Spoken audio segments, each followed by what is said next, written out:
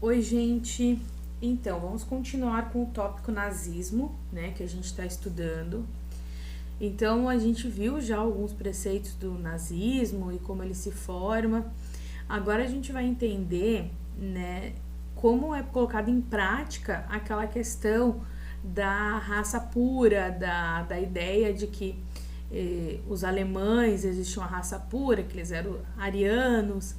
E é o grupo que a gente já falou que passa a ser, né, usado como a raça impura, que são os judeus, então eles vão passar por uma perseguição. A gente vai ter, então, quando o partido nazista, com Hitler, né, sobe ao poder, o Hitler então torna-se presidente. Uma das leis mais conhecidas, não a primeira, mas uma das mais conhecidas, que vai ser promulgada durante o governo dele, vai ser a Lei de Nuremberg, que ela é de 15 de setembro de 35. O que é essa lei? Essa lei é um conjunto de leis antissemitas, né? Que a gente já viu que antissemita é o ódio aos judeus. Pontos, né? A questão de cidadania, quem era considerado cidadão alemão, e a questão de miscigenação, ou seja, a mistura de raças, né? Que é isso que eles trazem. Então, dentro dessa lei de Nuremberg, a gente vai ter duas outras leis ali dentro, que vai ser a lei de proteção do sangue e da honra alemã e a lei da cidadania do Reich, que Reich é reino.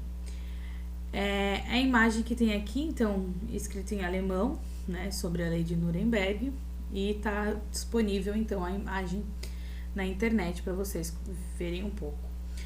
A lei de proteção de sangue e honra alemã, ela estava ligada à questão de miscigenação. O que era miscigenação? O que é miscigenação? A ideia de misturar, né?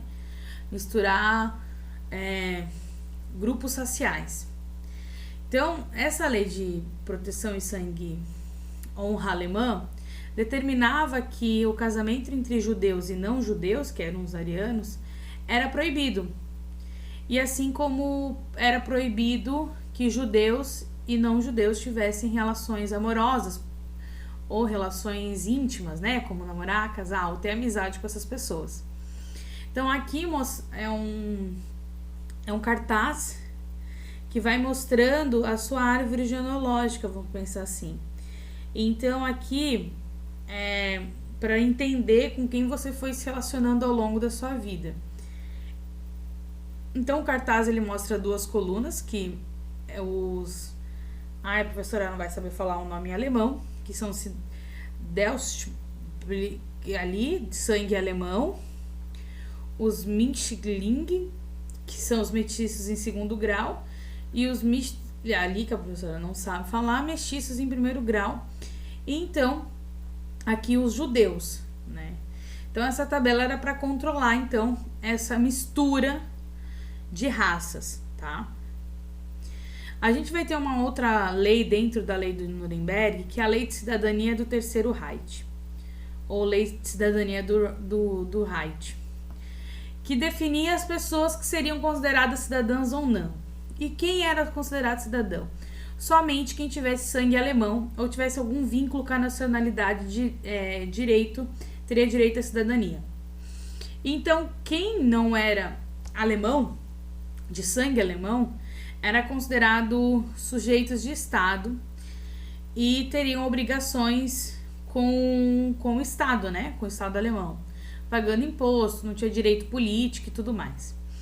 Além disso, a gente vai ter a perseguição a partir dessas leis com os judeus, porque a gente teremos judeus alemães, mas uma grande parte de judeus às vezes não eram da Alemanha, eles se mudaram para lá, né? Tipo, alguma parte da família se mudou, então eles não eram considerados alemães puros e eles não entravam então na lei de cidadania. E eles passaram então a sofrer perseguições. Então eles passaram a ser eliminados de serviços civis, ou seja, os médicos não podiam atuar, os dentistas não podiam atuar, os professores foram demitidos, todos os judeus então passaram a perder seus empregos. E eles foram considerados então cidadãos de segunda classe, porque os de primeira classe então eram os alemães puros, tá?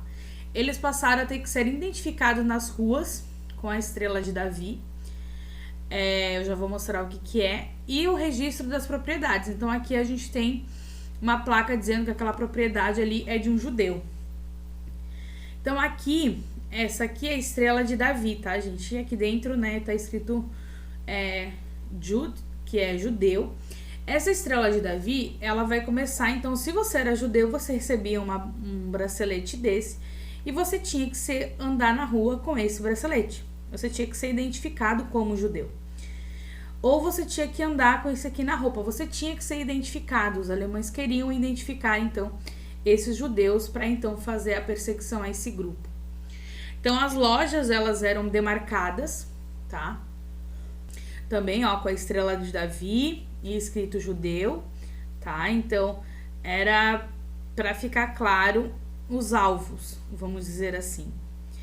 A gente vai ter, então, uma noite chamada, né, muito importante tanto para o governo nazista quanto para a perseguição aos judeus, que é a chamada Noite dos Cristais, que foi em 1938, do dia 9, né, para o dia 10 de novembro de 38. Os grupos nazistas, lembra que eu mostrei aqueles uniformes da SS, da Gestapo, enfim.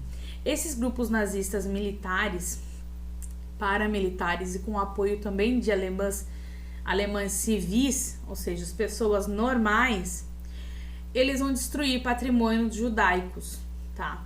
Lojas, casas, as sinagogas, que são os templos religiosos dos judeus, vão agredir os judeus, alguns com mortes, né? E passam, então, a prender as pessoas apenas por serem judias, tá? Então, a Noite dos Cristais é um momento que as leis de eugenia, da ideia da raça ariana, é posta em prática. E é nesse momento que a gente vai ter o início, de maneira efetiva, da perseguição aos judeus, que vai, então, gerar o chamado Holocausto, que vai estar, então, relacionado com a Segunda Guerra ali, que eu vou falar para vocês um pouco mais adiante. Mas isso vai fazer com que vários judeus, então, saiam dessa Alemanha nazista e fujam. Uma grande parte foge para os Estados Unidos, quem consegue. E outra grande parte acaba ficando na Alemanha, indo para esses campos de concentração. Uma grande parte, tá, gente? Mas só para vocês entenderem, então, antes, isso tudo é contexto de guerra. A guerra em si ainda não começou, ela inicia em 39, que é o que a gente vai começar a ver na próxima semana, ok? Beijos!